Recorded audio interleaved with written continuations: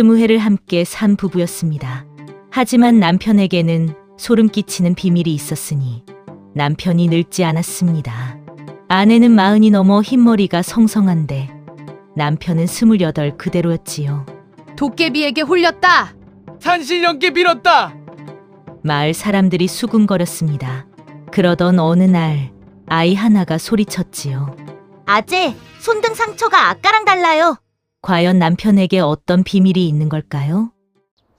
설아야담에 오신 여러분 환영합니다. 구독과 좋아요 눌러주세요. 그럼 바로 시작합니다. 옛날 옛적 청유년 어느 마을에 큰 잔치가 벌어졌습니다. 혼인 20회를 기념하는 자리였지요. 마당 가득 고기 굽는 연기가 피어오르고 막걸리 냄새가 코를 찔렀습니다. 소리꾼의 구성진 가락이 담장 밖까지 퍼져나가니 마을 사람들이 구름처럼 몰려들었지요. 주인공은 정연이라는 41살 안악이었습니다. 정연의 얼굴엔 세월이 고스란히 새겨져 있었지요. 흰머리가 성성하고 이마엔 잔주름이 깊게 팠습니다. 거친 살림의 손마디는 굵어졌고 손등엔 반점이 돋아 있었지요. 그런데 그 옆에 선 남편 무겸은 달랐습니다. 사람들은 술잔을 입에 대다 멈칫했지요. 48이라는 무겸의 얼굴은 28, 혼례날 그대로였기 때문입니다. 저게 어찌 된 일이냐? 사내가 도깨비에게 홀린 게 틀림없어. 산신령께 빌어서 늙지 않게 된 거 아니겠소? 수군거림이 잔치 곳곳에서 터져나왔지요. 무겸은 그런 시선들을 즐기는 듯 환하게 웃었습니다. 세월이 나를 비켜간 모양입니다. 무겸은 큰 소리로 말하며 손님들에게 술을 더 따라 주었지요. 술에 취한 한 사내가 무겸의 볼을 잡아당기며 물었습니다. 여봐, 분가루라도 발랐소? 희롱 섞인 말투였지요. 무겸은 처음엔 웃었습니다. 하지만 곧 눈빛만 서늘하게 변했지요. 그 차가운 시선에 사내는 주춤 뒤로 물러났습니다. 정연은 재빨리 남편을 감쌌지요. 서방이 고생을 덜어주어서 그렇습니다. 제가 늙은 만큼 서방은 젊은 것이지요. 억지로 지어낸 웃음이었습니다. 그 말 끝에서 정연의 숨이 가늘게 떨렸지요. 잔치 구경 온 아이 하나가 갑자기 소리쳤습니다. 아재, 손등 상처가 아까랑 달라요. 어른들의 웃음이 뚝 끊겼지요. 모두가 무겸의 손등을 쳐다보았습니다. 무겸은 재빨리 손을 도포 소매 안으로 숨겼지요. 아이가 술상 밑을 기어다니다 헛것을 본 게로구나. 무겸은 태연하게 말했지만 그 순간 마당의 공기가 묘하게 식었습니다. 잔치판 한쪽에서는 과부 최 씨가 바쁘게 움직였지요. 최 씨는 일부러 사람들 귀에 대고 속삭였습니다. 저 집은 밤마다 약 냄새가 진동한다네요. 호패가 수상하다는 소문도 들었소. 최 씨의 말 한마디 한마디가 기름을 부은 듯 소문을 키웠지요. 해가 기울어 잔치가 무르익을 무렵이었습니다. 무겸은 정연의 손목을 잡고 손님들에게 인사를 시켰지요. 20회를 함께한 우리 마누라입니다. 그런데 그 소나기에 힘이 지나쳤습니다. 정연의 가느다란 손목이 붉게 물들었지요. 나중엔 시퍼런 멍이 들 만큼 세게 쥐었습니다. 정연은 아픔을 참으며 억지로 웃어 넘겼지요. 밤이 깊어 잔치가 끝나갈 무렵이었습니다. 정연은 상을 치우다가 무언가를 발견했지요. 밥상보 아래에서 낯선 호패 한 장이 대구르르 굴러나온 것입니다. 정연의 손이 멈칫했지요. 호패를 집어들려는 순간 등 뒤에서 목소리가 들렸습니다. 그게 무엇이오, 마누라. 무겸이었지요. 아주 다정한 목소리였습니다. 하지만 정연의 등줄기엔 식은땀이 흘렀지요. 다음 날 우물가에서 안악들이 정연을 애워쌌습니다. 서방만 젊으면 뭐하냐. 마누라가 대신 늙어버렸구나. 독한 말들이 사방에서 쏟아졌지요. 정연은 고개를 숙인 채 물동이만 채웠습니다. 하지만 귀는 막을 수 없었지요. 그때 과부 최 씨가 관아 심부름꾼에게 술을 건넸습니다. 저 무겸이란 자가 말이오. 호패가 수상하다는 소문이 파다하오. 최 씨는 일부러 크게 말했지요. 심부름꾼은 술을 마시며 고개를 끄덕였습니다. 그 말은 곧장 관아 이방의 귀에 들어갔지요. 사흘 뒤 이방 박치문이 무겸의 집 대문을 두드렸습니다. 여봐라, 집에 누가 있느냐? 박이방은 능청맞은 말투로 물었지요. 하지만 그 눈빛은 매섭게 빛났습니다. 정연이 황급히 문을 열었습니다. 무슨 일로 오셨습니까? 별일 아니오. 호구단자와 호패를 대조만 해보려 하오. 박이방은 웃으며 말했지요. 하지만 그 웃음 뒤에 칼날이 숨어 있었습니다. 정연은 순간 어젯밤 본 호패가 떠올라 식은땀이 흘렀지요. 무겸은 태연하게 나와 말했습니다. 우리 집이 어찌 의심을 사겠습니까? 박이방은 무겸을 위아래로 훑어보았습니다. 혼이 난 지 20해라 했지요? 그럼 연세가 정확히 찌르는 말이었습니다. 무겸은 잠깐 숨이 멈춘 듯 하더니 말끝을 흐렸지요. 연세야 40 후반이옵니다만. 그때 마을 장정들이 담장 밖에서 고함을 질렀습니다. 젊어지는 비법 내놓으라. 돌멩이가 담장을 넘어 마당으로 날아들었지요. 무겸은 화를 내지 않았습니다. 오히려 담장 밖으로 나가 가장 성난 사내의 팔을 비틀어 엎어버렸지요. 힘이 아니라 수가 좋았습니다. 그 동작이 너무도 정확해 사람들은 더욱 수상해했지요. 저게 평범한 농사꾼의 손놀림이 아니다. 수군거림이 더욱 커졌습니다. 정연은 그 순간 이상한 것을 들었지요. 무겸이 순간 도성말씨를 튀기듯 내뱉은 것입니다. 감히 관가 앞에서 소란을 피우다니. 그 말투가 낯설었습니다. 서방은 원래 저런 말투가 아니었지요. 정연은 가슴이 철렁 내려앉았습니다. 그날 밤 무겸은 정연에게 엄하게 말했습니다. 문 두드려도 절대 열지 말라. 그리고는 혼례 때처럼 다정한 척하며 정연의 손을 잡았지요. 하지만 그 손의 체온이 낯설게 차갑게 느껴졌습니다. 정연은 잠을 이루지 못했지요. 달빛이 비치는 마루 밑을 살피다가 정연은 무언가를 발견했습니다. 잠금 상자가 숨겨져 있었지요. 자물쇠는 새 것이었고 그 옆에 낯선 흙자국이 찍혀 있었습니다. 정연의 심장이 쿵쿵 뛰기 시작했지요. 이튿날 새벽 정연은 무겸이 밭으로 나간 틈을 타 상자를 열었습니다. 손이 떨렸지요. 상자 안에는 서로 다른 이름의 호패 2장이 들어 있었습니다. 얼굴 생김은 비슷했지만 이름이 미묘하게 달랐지요. 본관 표기도 흔들렸습니다. 그리고 도장 찍힌 서찰 묶음과 젊은 사내의 머리끈이 나왔습니다. 정연은 온몸이 얼어붙었지요. 상자를 덮으려는 순간 문턱에 그림자가 드리웠습니다. 무겸이 서 있었지요. 그건 집안 사정이오. 무겸은 웃으며 말했습니다. 하지만 그 웃음이 섬뜩했지요. 정연은 떨리는 목소리로 물었습니다. 서방, 혼례날 내 비녀가 어떤 꽃이었소? 무겸은 잠깐 멈칫했습니다. 그야, 모란이었지. 틀렸습니다. 정연의 비녀는 동백꽃이었지요. 정연의 눈에서 눈물이 흘렀습니다. 무겸은 화를 내지 않았지요. 오히려 정연의 뺨을 쓰다듬으며 말했습니다. 기억이야 흐려질 수 있지. 하지만 그 손길이 연인이 아니라 감시자처럼 느껴졌습니다. 정연은 무겸의 손등 상처를 확인하려 했지요. 무겸은 자연스럽게 손을 뒤로 숨겼습니다. 그날 새벽 정연은 담장 뒤에서 낮은 목소리를 들었습니다. 이번 달은 내가 맞는다. 흔적은 지웠다. 무겸의 목소리였지요. 상대는 얼굴이 보이지 않았습니다. 하지만 발걸음이 둘이었지요. 한 명은 절뚝였고 한 명은 발소리가 가벼웠습니다. 정연이 헛기침을 하자 담장 너머 목소리가 뚝 끊겼지요. 무겸이 천천히 고개를 돌려 정연을 보았습니다. 서늘한 정적이 흘렀지요. 무겸은 정연에게 달콤하게 말했습니다. 내 편이 되면 편히 살 수 있소. 아니면 둘 다 망하오. 협박이었습니다. 하지만 회유처럼 포장되어 있었지요. 정연은 그제야 깨달았습니다. 남편이 아닐 수도 있다는 것을 말이지요. 사흘 뒤 박이방이 다시 찾아왔습니다. 오늘 안으로 호패를 내놓으시오. 엄포였지요. 형졸 둘이 대문 밖에 서서 집을 감시했습니다. 정연은 다급히 상자로 돌아갔지요. 그리고 가장 결정적인 것 하나만 골라냈습니다. 낯선 호패 한 장이었지요. 나머지는 다시 상자에 넣고 호패 한 장만 치마 속에 깊이 숨겼습니다. 무겸은 정연에게 새 비단과 은비녀를 내밀었습니다. 입 닫으면 내 체면은 지켜주겠소. 정연은 눈물과 분노가 동시에 올라왔지요. 당신은 누구요? 정연이 떨며 물었습니다. 무겸은 대답 대신 정연의 손목을 꽉 잡았지요. 어제 생긴 멍 위에 새로운 멍이 더 그어졌습니다. 정연은 비명을 참았지요. 그 순간 깨달았습니다.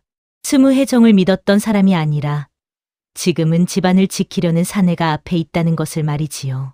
박이방이 마루 밑을 뒤지려는 순간이었습니다. 마당 밖에서 돌멩이가 날아들었지요. 귀신 집이다. 고함이 터졌습니다. 구경꾼이 우르르 몰려들었지요. 최 씨가 선동한 것입니다. 혼란 속에 무겸이 정연 귀에 속삭였습니다. 지금 나와야 산다. 무겸은 정연을 끌고 뒷문으로 빠져나갔지요. 정연은 뒤돌아보며 마루 밑 상자를 보았습니다. 아까까지 있던 서찰과 호패가 이미 사라져 있었지요. 누군가가 미리 치운 것입니다. 정연은 확신했습니다. 무겸이 혼자가 아니라는 것을 말이지요.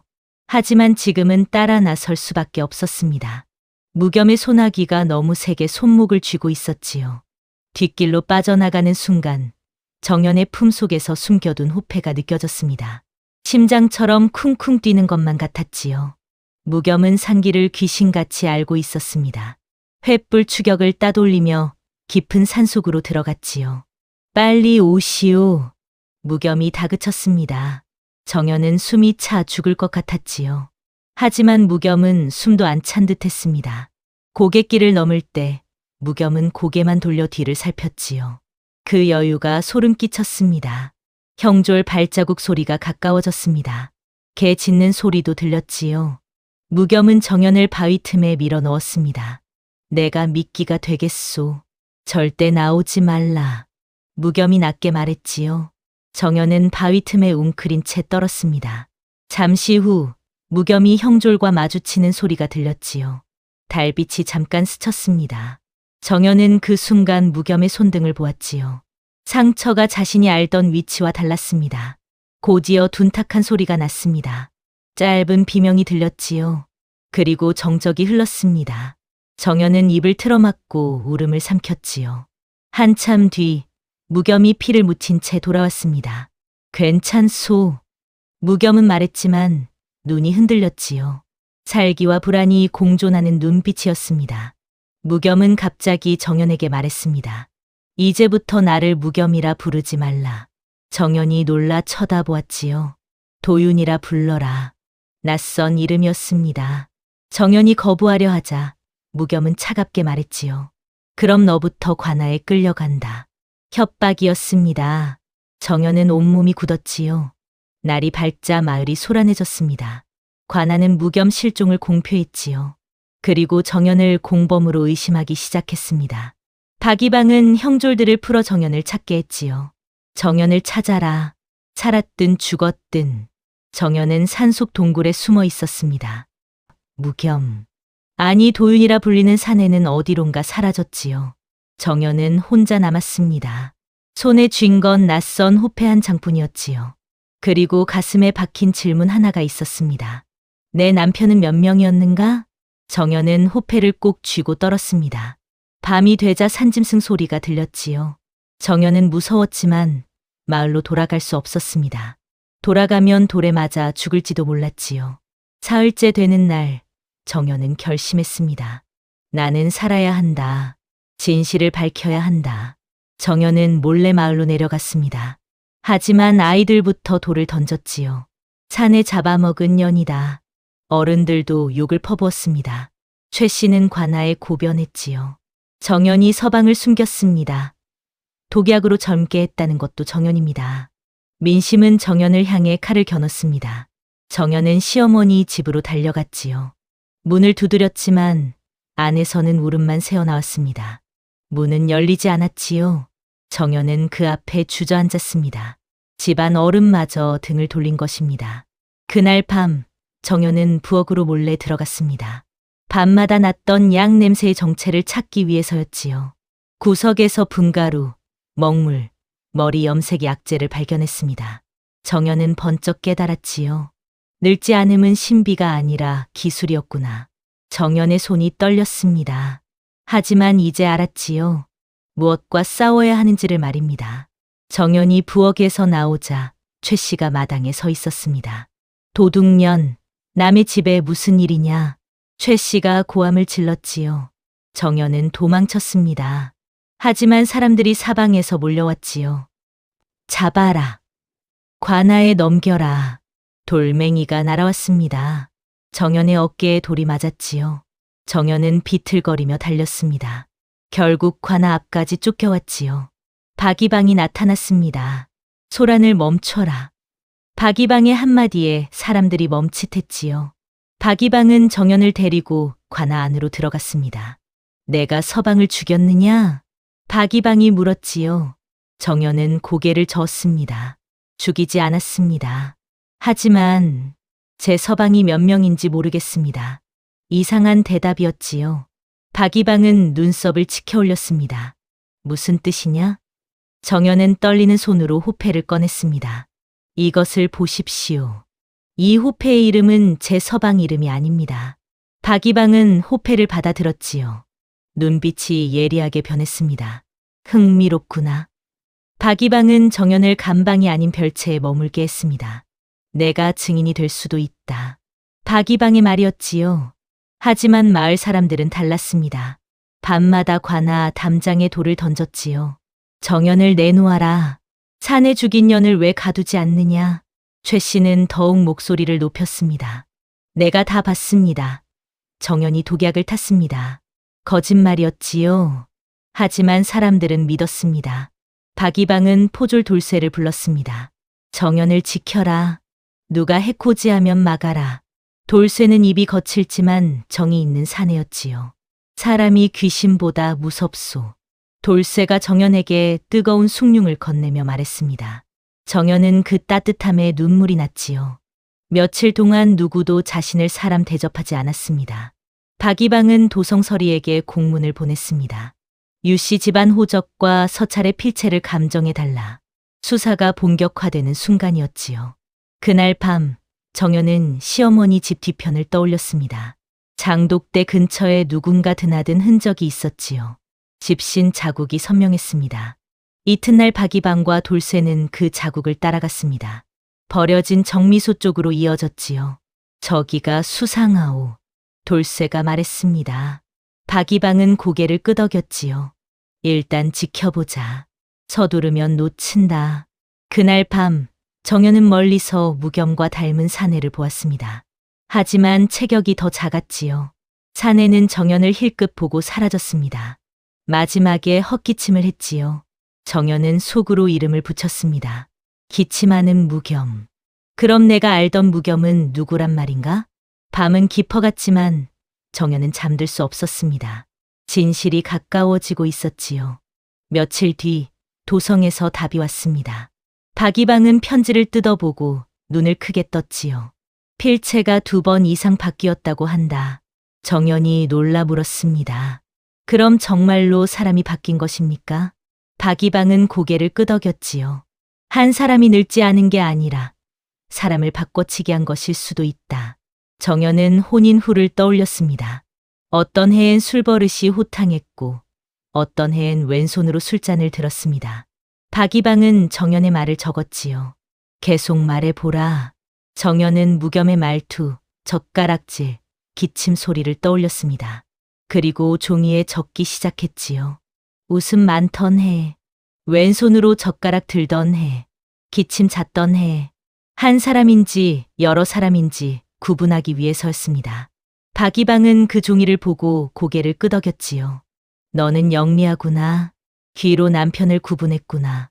정연은 교대 남편에게 별명을 만들었습니다. 웃음 많은 무겸은 호탕하고 오른손잡이였지요. 왼손 무겸은 말수가 적고 왼손잡이였습니다. 기침 무겸은 헛기침이 작고 눈이 날카로웠지요. 돌쇠가 황당해하며 말했습니다. 그럼 서방이 셋이란 말이오? 박이방은 침착하게 말했지요. 셋일 수도 있고 둘일 수도 있다. 더 파고들어야 한다. 박이방은 관아 창고에서 압수한 장부를 꺼냈습니다. 이 글씨를 보라. 어느 해의 서방 말투와 닮았느냐? 정연은 장부를 자세히 들여다보았지요. 이 글씨는 큼직합니다. 웃음 많은 무겸의 글씨와 닮았습니다. 박이방이 다른 장부를 내밀었습니다. 이건 어떠하냐? 정연은 또 살폈지요. 이 글씨는 작고 단정합니다. 왼손 무겸의 글씨 같습니다. 박이방은 감탄했습니다. 너는 버릇으로 사람을 구분하는구나. 최 씨는 수사가 커지자 초조해졌지요. 정연이 관아랑 한 통속이다. 최 씨는 여론을 뒤집으려 했습니다. 하지만 박이방은 최 씨를 불러들였지요. 무고는 곤장감이다. 입 조심하라. 박이방의 경고에 최 씨는 얼굴이 하얗게 질렸습니다. 하지만 눈빛만은 독하게 빛났지요. 그날 밤 정연의 방 창호지에 바늘 구멍 같은 흔적이 생겼습니다. 누군가 엿듣고 있었지요. 정연은 잠을 이루지 못했습니다. 호패를 꼭 쥐고 생각했지요. 내가 끝까지 말하지 않으면 또 다른 여인이 당할 것이다. 정연은 결심을 굳혔습니다. 박이방은 정연에게 말했지요. 증거는 하나만 더 가져오면 된다. 너무 많으면 오히려 헷갈린다. 정연은 고개를 끄덕였습니다. 박이방은 정연에게 조언했지요. 감정은 글씨로 하고 확신은 내 기억으로 한다. 다만 기억은 흔들리니 장면을 붙들어라. 정연은 혼인 이후를 더욱 자세히 떠올렸습니다. 웃음 무겸은 술을 좋아했습니다. 말이 많았고 손님 접대를 즐겼지요. 왼손 무겸은 말이 적었습니다. 술을 잘 못 마셨고 혼자 있기를 좋아했습니다. 기침 무겸은 밤에 자주 나갔습니다. 헛기침이 잦았고 눈빛이 날카로웠지요. 박이방은 정연의 말을 하나하나 기록했습니다. 좋다. 이것이 바로 증언이다. 박이방은 결심했지요. 이제 정미소를 급습할 때다. 장날이었습니다. 사람들이 우르르 모이는 시장 한가운데 무겸이 불쑥 나타났지요. 저기 무겸이다. 살아서 돌아왔다. 환호와 공포가 동시에 터져 나왔습니다. 정연은 관아 별채에서 그 소식을 들었지요. 박이방이 재빨리 정연을 데리고 장터로 향했습니다. 내가 직접 확인해야 한다.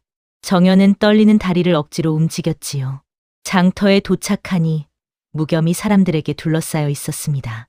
정연은 반가움보다 먼저 손등을 보았지요. 상처가 기억과 달랐습니다. 그리고 헛기침이 잦았지요. 기침 무겸이다. 정연은 속으로 중얼거렸습니다. 박이방은 일부러 술자리를 만들었습니다. 자, 무사히 돌아온 것을 축하하며 한잔하시지요. 무겸은 의심 없이 자리에 앉았지요. 술이 몇 순배 돌았습니다. 박이방이 눈짓하자 돌쇠가 재빨리 무겸의 손목을 낚아챘습니다. 뭐 하는 짓이냐? 무겸이 소리쳤지요. 돌쇠는 무겸의 손등을 펼쳤습니다. 상처가 정연의 기억과 달랐지요. 박이방이 물었습니다. 이 상처는 언제 생긴 것이오? 무겸은 당황했습니다. 그야, 오래전에. 말끝이 흐려졌지요. 무겸은 순간 살기를 드러냈습니다. 그리고 자리를 박차고 일어나 도망치려 했지요.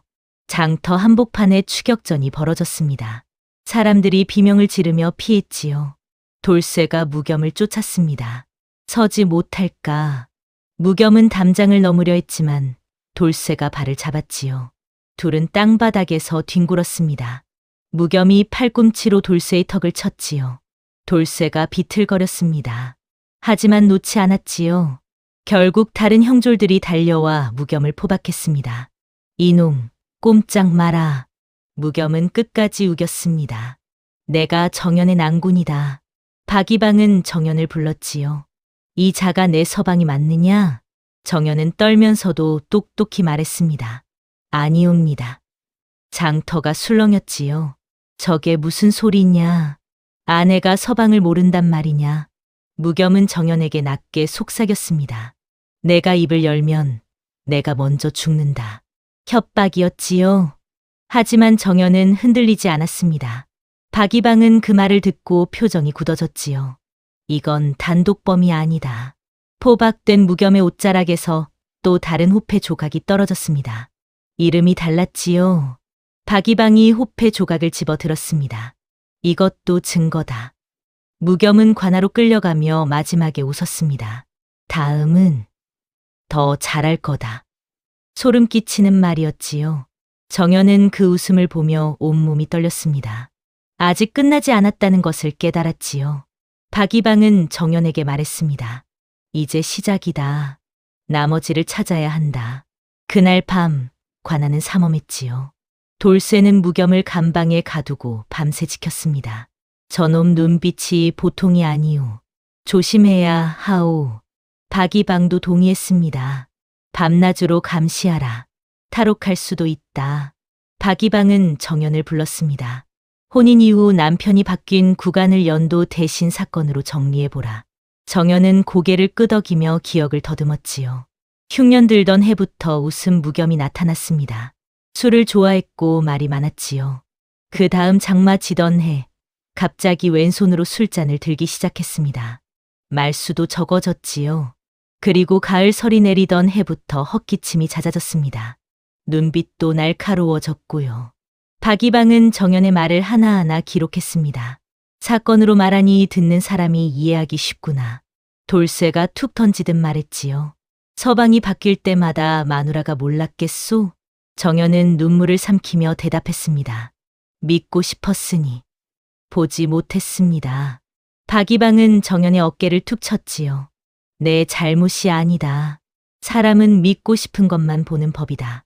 그때 관아의 익명의 편지가 도착했습니다. 정연도 돈을 받았다. 공범이다. 편지를 읽은 박이방의 얼굴이 굳어졌지요. 민심이 또 들끓기 시작했습니다. 정연도 공범이다. 둘이 짜고 사기친 거다. 최 씨는 더욱 목소리를 높였지요. 내가 다 봤습니다. 정연이 돈꾸러미를 받는 걸. 박이방은 정연을 지키기 위해 공표했습니다. 정연은 증인이다. 공범이 아니다. 하지만 민심은 쉽게 가라앉지 않았지요. 정연은 스스로를 벌하듯 손목멍을 바라보았습니다. 이 멍이 사랑이었는지 족쇄였는지 정연은 자문했지요. 밤이 깊어졌습니다. 관아 담장 밖에서 누군가 정연을 부르는 목소리가 들렸지요. 정연, 나를 살려라. 낮은 목소리였습니다. 정연은 창문으로 다가갔지요. 하지만 밖은 어두워 아무것도 보이지 않았습니다. 정연, 내가 진짜 무겸이다. 목소리가 다시 들렸지요. 정연은 온몸이 떨렸습니다. 돌쇠가 재빨리 밖으로 나갔지만 아무도 없었지요. 누가 장난질하는 개로구나. 돌쇠가 돌아와 말했습니다. 하지만 정연은 불안했지요. 박이방은 정연에게 말했습니다. 흔들리지 마라. 저들이 노리는 것이 그것이다. 며칠 뒤 박이방은 정연에게 중요한 말을 했지요. 곧 재판이 열린다.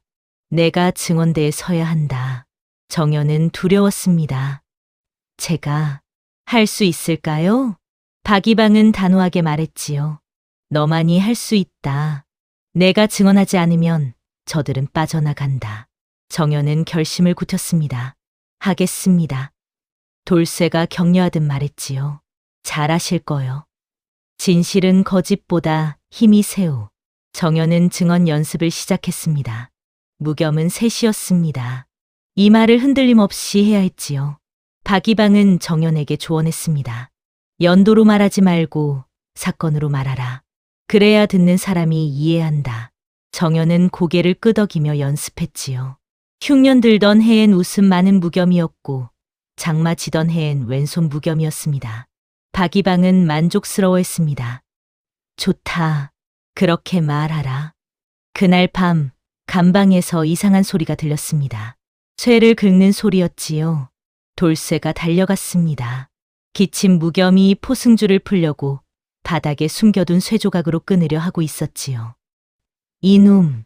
돌쇠가 소리치며 감방 안으로 들어갔습니다. 기침 무겸과 돌쇠가 뒹굴었지요. 결국 돌쇠가 제압했습니다. 박이방이 달려와 감방 바닥을 샅샅이 뒤졌지요. 쇠조각뿐 아니라 날카로운 조각들이 여럿 나왔습니다. 이것을 어떻게 숨겨두었느냐? 박이방이 무겸을 쏘아보았지요. 무겸은 비웃으며 말했습니다. 혼자였겠소? 그 말에 박이방의 얼굴이 굳어졌습니다. 공범이 있다는 뜻이로구나. 박이방은 형졸들에게 명했지요. 재판 전날 밤이 고비다. 밤낮으로 감시하라. 정연도 불안했습니다. 하지만 이제 물러설 수 없었지요. 정연은 호패를 꼭 쥐고 중얼거렸습니다. 나는 끝까지 말할 것이다. 밤은 깊어갔고 재판날이 다가오고 있었습니다. 재판을 사흘 앞둔 밤이었습니다. 박이방은 정연에게 마지막 당부를 했지요. 감정은 글씨로 하고 확신은 내 기억으로 한다. 다만 기억은 흔들리니 장면을 붙들어라. 정연은 고개를 끄덕였습니다. 그때 관아 뒤편에서 소란이 일었지요. 불이야. 고함 소리가 터졌습니다. 관아 바깥에서 불이 났지요. 형졸들이 우르르 밖으로 뛰쳐나가려 했습니다. 박이방은 재빨리 깨달았지요. 불은 미끼다. 반만 가라. 나머지는 감방을 지켜라. 박이방의 명이 떨어졌습니다. 동시에 감방 뒤편에서 철창을 흔드는 소리가 들렸지요. 누군가 밖에서 철창을 흔들며 무겸을 빼내려 하고 있었습니다. 돌쇠가 뒤편으로 달려가 소리쳤습니다. 서지 못할까. 그림자 하나가 재빨리 도망쳤지요. 돌쇠가 뒤를 쫓았습니다. 발자국은 정미소 쪽으로 이어졌지요. 돌쇠가 발자국을 따라가다 무언가를 발견했습니다. 왼손잡이의 흔적이었지요. 칼집이 왼쪽에 달려 있었고 발자국도 왼쪽으로 기울어 있었습니다. 왼손 무겸이로구나. 돌쇠는 박이방에게 달려가 보고했지요. 공범이 있습니다. 왼손잡이입니다. 박이방은 고개를 끄덕였습니다. 이제 확실하다. 셋이 한패다. 박이방은 현감에게 보고하며 수사 확대를 요청했지요. 이건 가문 단위의 위조입니다. 도성까지 조사해야 합니다. 현감은 심각한 표정으로 고개를 끄덕였습니다. 알겠다. 도성에 공문을 보내라. 정연은 탈옥시도 소식을 듣고 무너졌습니다. 제 탓입니다. 제가 증언하려 해서. 박이방은 정연을 다독였지요. 내 탓이 아니다. 저들이 죄를 지었기에 도망치려는 것이다. 정연은 눈물을 닦고 일어섰습니다. 제가 끝내야 합니다. 박이방이 물었지요. 어떻게? 정연은 단호하게 말했습니다. 정미소로 갑시다. 거기서 교대가 이루어졌을 것입니다. 박이방은 고개를 끄덕였지요. 좋다. 이번엔 현장에서 끝내자. 돌쇠가 형졸들을 모았습니다. 내일 새벽에 정미소를 급습한다. 모두가 긴장한 표정으로 고개를 끄덕였지요. 정연도 함께 가기로 했습니다. 제가 직접 확인해야 합니다. 박이방은 만류하지 않았지요. 좋다. 하지만 위험하니 뒤에 있어라. 그날 밤 정연은 잠들지 못했습니다. 내일이면 모든 것이 밝혀질 것이었지요. 정연은 호패를 꼭 쥐고 중얼거렸습니다. 내일이면 끝이다. 새벽이었습니다. 닭이 울기 전 침묵이 팽팽하게 감돌았지요. 박이방과 돌쇠, 형졸들이 정미소를 에워쌌습니다. 정연은 멀리 떨어진 곳에서 지켜보았지요. 박이방이 손짓했습니다. 형졸들이 일제히 문을 박차고 들어갔지요. 나와라. 고함 소리가 터졌습니다. 안에는 아무도 없었지요. 하지만 증거는 남아 있었습니다. 같은 갓이 3개 걸려 있었지요. 같은 도포도 3벌이었습니다. 띠돈 꾸러미도 3개였지요. 박이방이 말했습니다. 교대용 의상이다. 셋이 돌렸었구나. 벽장을 열자 더 많은 증거가 나왔습니다. 무겸, 이름이 적힌 종이가 여럿 있었지요. 하지만 글씨가 모두 달랐습니다. 박이방이 종이를 하나하나 들여다보며 말했지요. 필체가 다르다. 셋이 각자 연습한 것이다. 바닥엔 매듭 묶인 끈이 셋 있었습니다. 돌쇠가 끈을 집어 들었지요. 이게 뭡니까? 박이방이 대답했습니다. 침표다. 셋이 이걸로 교대 순서를 정했을 것이다. 그때 뒤편 문이 벌컥 열렸습니다. 한 사내가 튀어나왔지요. 말수 적고 눈이 처진 사내였습니다. 왼손 무겸이었지요. 잡아라. 박이방이 소리쳤습니다. 왼손 무겸은 재빨리 도망쳤지요. 돌쇠가 뒤를 쫓았습니다. 왼손 무겸은 도망치며 왼손으로 칼을 뽑았습니다. 칼날이 번뜩였지요. 돌쇠가 피했지만 칼끝이 어깨를 스쳤습니다. 돌쇠가 비틀거렸지요. 하지만 포기하지 않았습니다. 돌쇠는 왼손 무겸의 다리를 잡아 넘어뜨렸지요. 둘은 땅바닥에서 뒹굴었습니다. 왼손 무겸이 발버둥 쳤지만 결국 형졸들이 달려와 포박했지요. 정연은 멀리서 그 광경을 보았습니다. 왼손 무겸의 얼굴이 보였지요. 그 얼굴로 자신의 집에 들어왔던 날이 떠올랐습니다. 정연은 주저앉았지요. 박이방은 왼손 무겸을 끌고 와 손등을 확인했습니다. 상처가 정연의 기억과 또 달랐지요. 교대가 확정됐다. 박이방의 선언이었습니다. 은신처를 계속 뒤지자 더 많은 증거가 나왔지요. 시어머니의 물건이 발견됐습니다. 염주와 비녀함이었지요. 박이방이 말했습니다. 집안 어른도 공모했구나. 정연은 눈물을 흘렸습니다. 시어머니까지 모든 것이 거짓이었습니다. 20해가 송두리째 거짓이었지요. 박이방은 증거를 모두 봉인했습니다. 이제는 관아가 아니라 조정까지 올릴 일이다. 시어머니가 몰래 찾아와 박이방에게 절했습니다. 정연만은 살려주시오. 시어머니는 울며 빌었지요. 박이방은 냉정하게 말했습니다. 살릴 일은 조정이 결정한다. 정연은 시어머니에게 물었습니다. 처음 서방은 언제 죽었습니까? 시어머니는 대답하지 못하고 울기만 했지요. 정연은 더 이상 묻지 않았습니다. 이미 답을 알고 있었지요. 현감은 도성에 공문을 보냈습니다. 유씨 집안 호적 소송과 서울 분쟁 기록을 조회하라. 공식적인 조사가 시작된 것이었지요. 정연은 관아에서 보호받았습니다. 하지만 마을 소문은 멈추지 않았지요. 창호지 너머로 욕설이 들렸습니다. 전연이 다 꾸민 것이다. 남편들을 모두 죽였을 것이다. 정연은 귀를 막았지만 소리는 계속 들렸지요. 박이방은 정연에게 말했습니다. 울어도 되나 증언은 흔들리면 안 된다. 정연은 고개를 끄덕였지요. 흔들리지 않겠습니다. 며칠 뒤 도성에서 봉함 공문이 도착했습니다. 봉인끈이 두 겹으로 묶여 있었지요. 큰 사건임을 뜻했습니다. 박이방이 봉함을 뜯으며 말했습니다. 이제 진짜 무겸의 죽음이 나온다.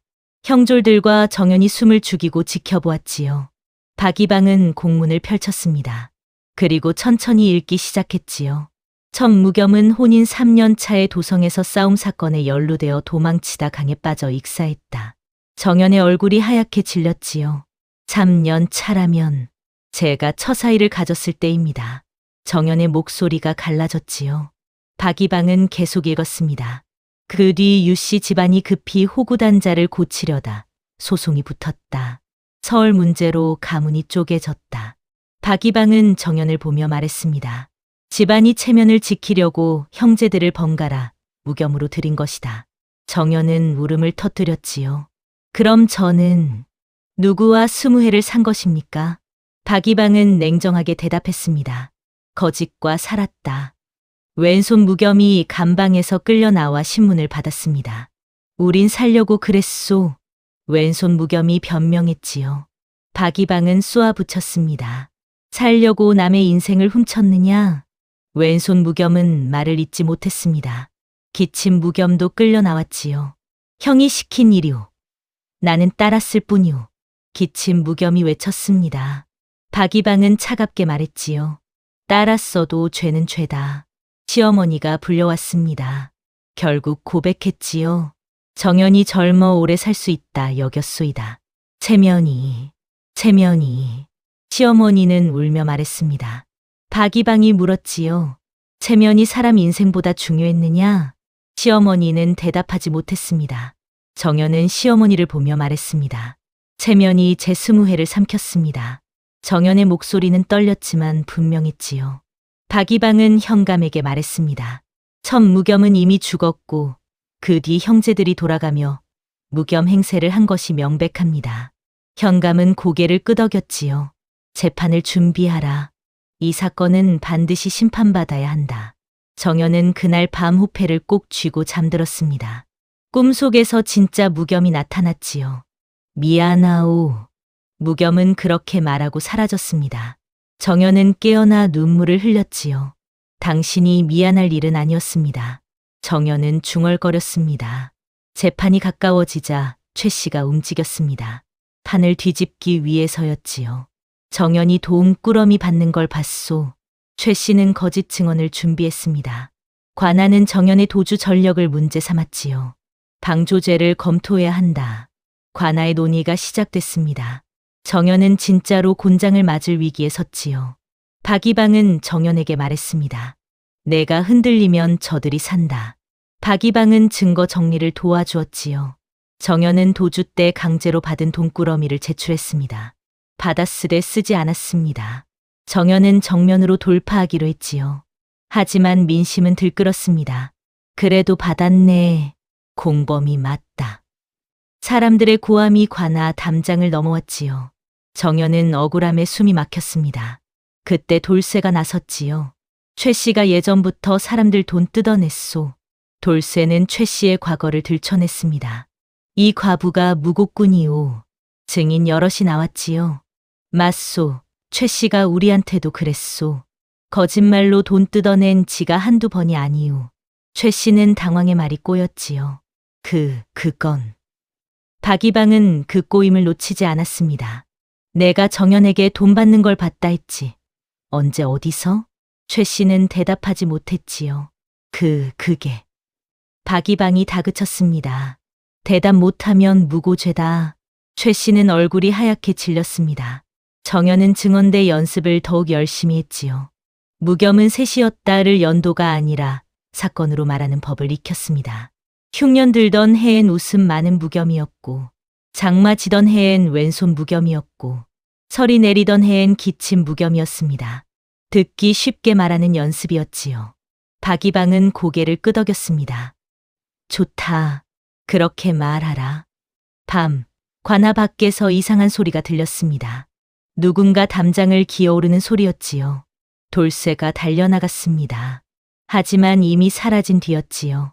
다만 담장 밑에 쪽지 하나가 떨어져 있었습니다. 입을 닫으면 살 것이다. 협박이었지요.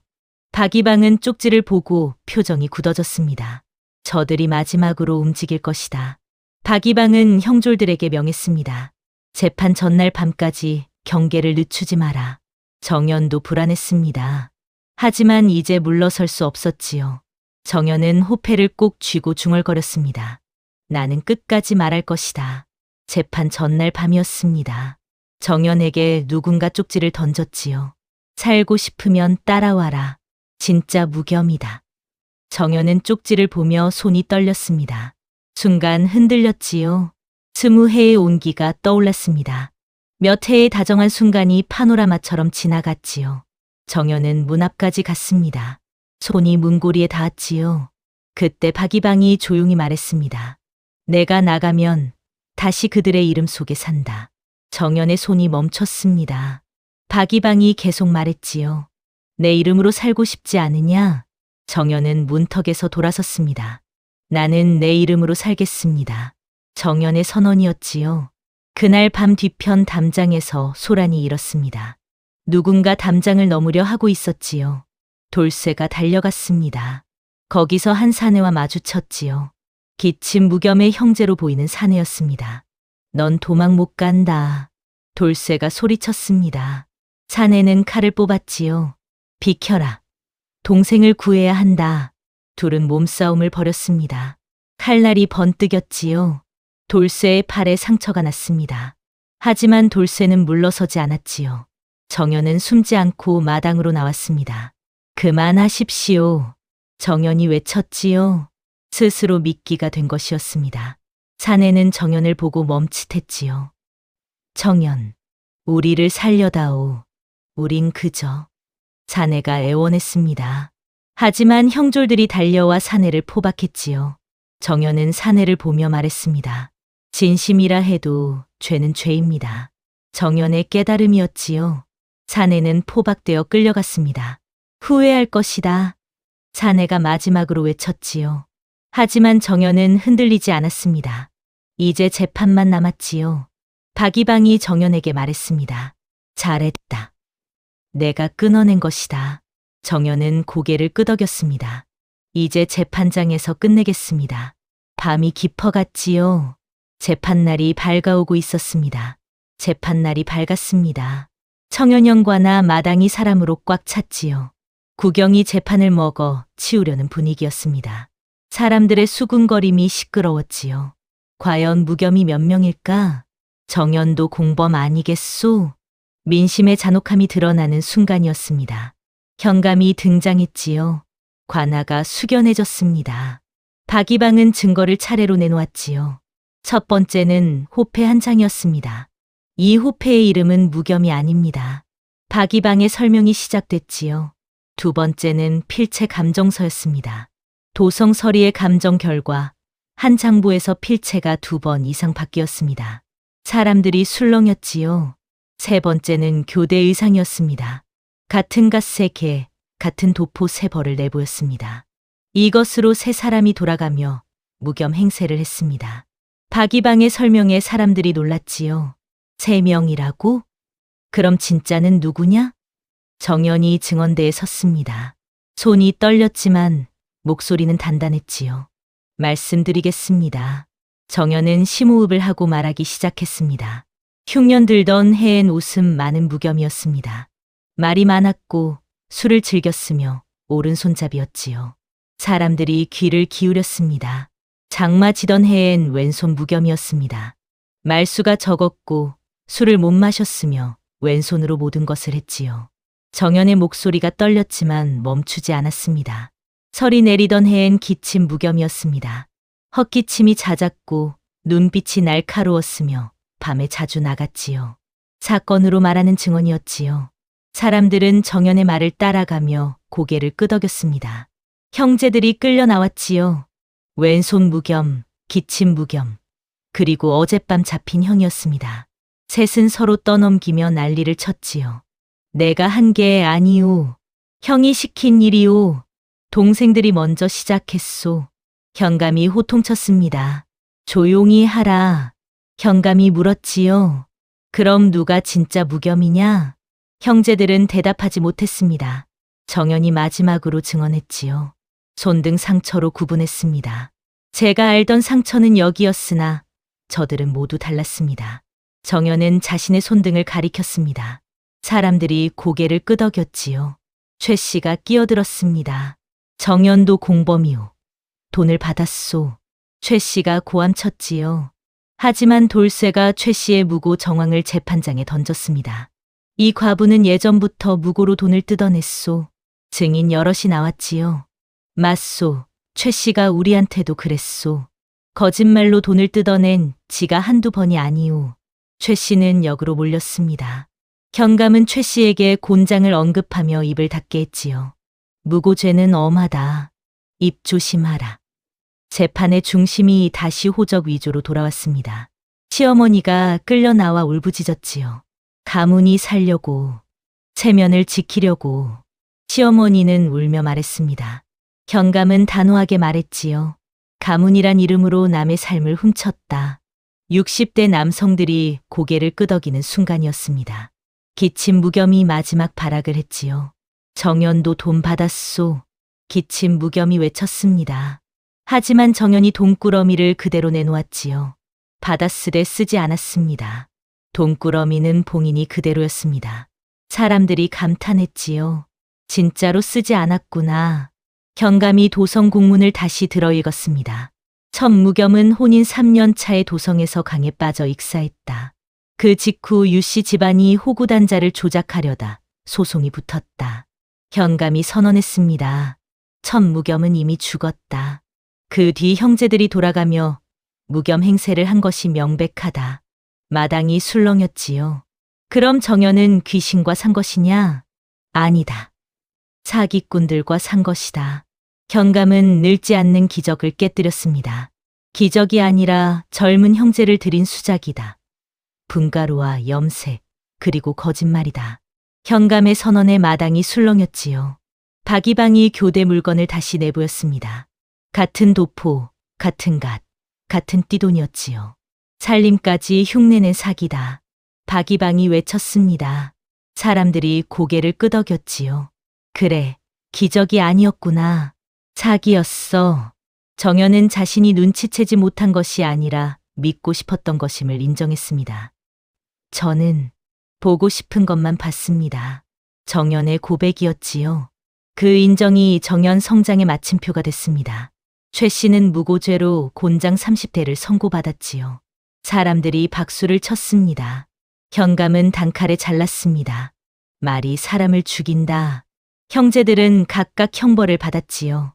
왼손 무겸은 유배형을, 기침 무겸은 장형을, 형은 가택연금을 선고받았습니다.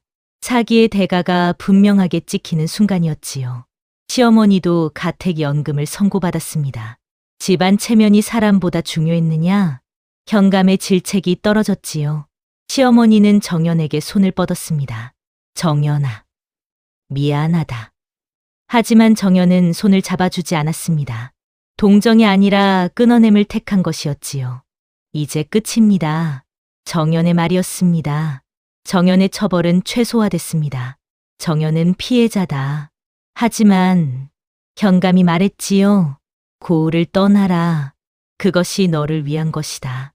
여론과 현실의 균형이었습니다. 정연은 고개를 끄덕였지요. 알겠습니다.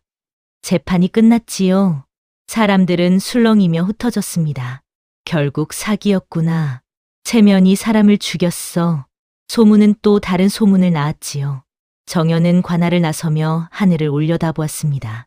구름이 천천히 흘러갔지요. 박이방이 정연에게 마지막으로 말했습니다. 세월은 누구도 젊게 만들지 않는다. 다만 죄를 먼저 늙게 만든다.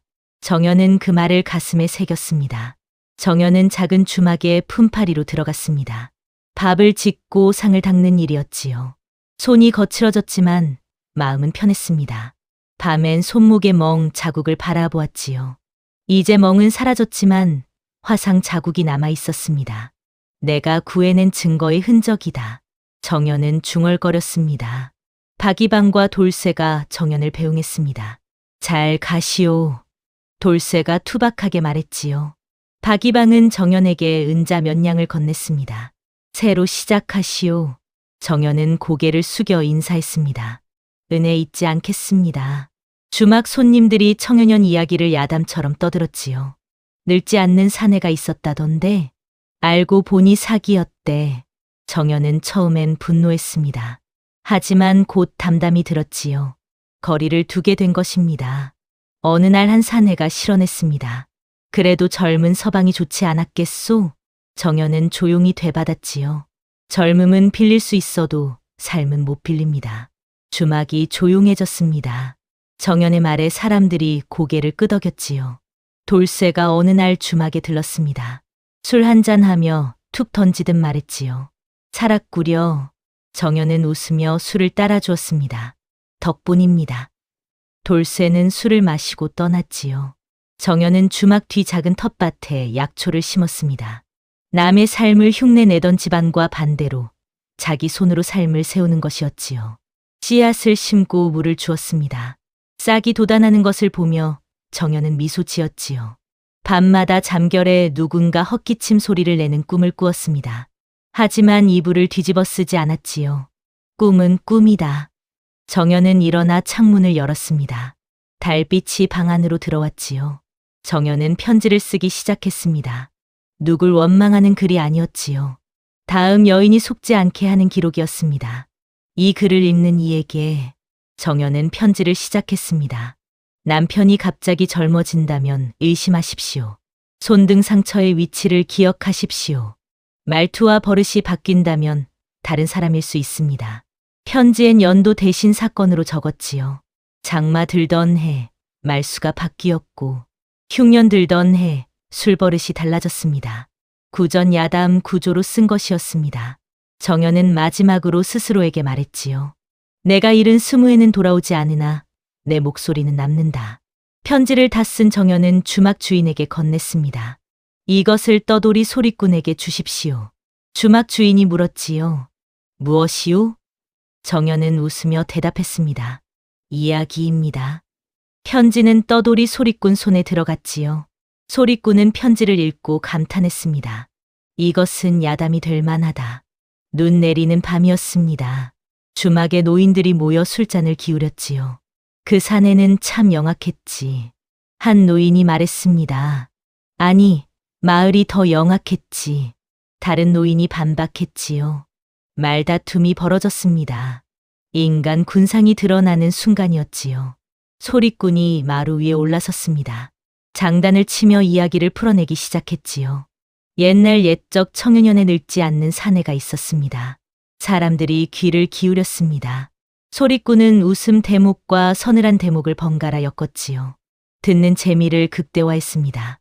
사내는 20해 동안 젊었지요. 하지만 알고 보니 소리꾼이 목소리를 낮췄습니다. 사기였습니다. 사람들이 혀를 찼지요. 에이, 사기라니. 소리꾼은 강조했습니다. 기적이 아니라 수작이었습니다. 분가루와 염색, 그리고 교대로 속인 것이지요. 노인들이 고개를 끄덕였습니다. 60대 남성들이 납득하는 순간이었지요. 정연은 구석에서 조용히 들었습니다. 처음으로 그 이야기를 남의 이야기처럼 받아들이는 자신을 느꼈지요. 해방이었습니다. 소리꾼이 마지막 대목을 풀었습니다. 세월을 속이려 한 자는 관아에 섰고 소문을 칼처럼 휘두른 자도 곤장을 맞았습니다. 사람들이 박수를 쳤지요. 정연은 조용히 자리에서 일어났습니다. 바깥 눈밭을 밟았지요. 발자국이 또렷이 남았습니다. 내가 내 길을 걷는다. 상징적인 순간이었지요. 정연은 주막으로 돌아와 거울을 보았습니다. 흰머리가 더 많아졌지요. 하지만 뽑지 않았습니다. 늙음은 부끄러움이 아니고 거짓이 부끄러움이다. 정연의 깨달음이었습니다. 주막 문을 닫으며 정연이 한마디 했지요. 내가 늙어도 내 이름은 늙지 않는다. 주인은 고개를 끄덕였지요. 겨울밤마다 읍내 주막에서 이야기가 퍼지기 시작했습니다. 늙지 않는 사내 이야기였지요. 사람들은 귀를 기울이며 들었습니다. 다음 날도 사람들은 소문을 만들었습니다. 하지만 이 야단만큼은 오래 남았지요. 남의 삶을 빌려 살지 말라. 경계가 된 것입니다. 소리꾼은 계속 이야기를 퍼뜨렸습니다. 마을마다 다니며 늙지 않는 사내 이야기를 했지요. 사람들은 그 이야기를 들으며 고개를 끄덕였습니다. 그래, 기적은 없다. 사람을 속이면 안 된다. 교훈이 스며들었지요. 정연은 평범한 삶을 살았습니다. 하지만 그 평범함이 정연에겐 가장 큰 승리였지요. 더 이상 누구의 그림자가 아니었습니다. 정연 자신이었지요. 봄이 오자 텃밭에 씨앗이 싹을 틀었습니다. 정연은 싹을 보며 웃었지요. 새로운 시작이다. 정연의 삶도 새로 시작되고 있었습니다. 어느 날 한 젊은 여인이 주막에 들렀습니다. 혹시 정연이라는 분이 계십니까? 여인이 물었지요. 정연이 나섰습니다. 제가 정연입니다. 여인은 편지를 꺼냈습니다. 이 편지를 읽고 찾아왔습니다. 제 남편도 갑자기 젊어졌습니다. 정연은 여인의 손을 잡았지요. 앉으십시오. 제가 도와드리겠습니다. 정연의 목소리가 울렸습니다. 그날부터 정연은 또 다른 일을 시작했지요. 속은 여인들을 돕는 일이었습니다. 정연의 이름이 조용히 퍼져나갔습니다. 정연을 찾아가라. 그가 도와줄 것이다. 소문이 소문을 낳았지요. 하지만 이번엔 좋은 소문이었습니다. 정연은 그렇게 살았지요. 자기 이름으로, 자기 삶으로 말입니다. 옛말에 이런 말이 있습니다. 세월은 누구도 젊게 하지 않으나 거짓을 반드시 늙게 만든다. 정연은 그 말을 증명했지요. 거짓은 결국 드러나고 진실은 남는다는 것을 말입니다. 사람들은 다음 날 또 다른 이야기를 만들 것입니다. 하지만 정연의 이야기만큼은 오래 남아 사람들에게 남의 삶을 빌려 살지 말라는 경계가 되었습니다. 다음 영상을 빠르게 만나보시려면 좋아요와 구독을 눌러주세요. 그럼 더 재미있는 영상으로 찾아뵙겠습니다. 모두 행복한 하루 보내세요.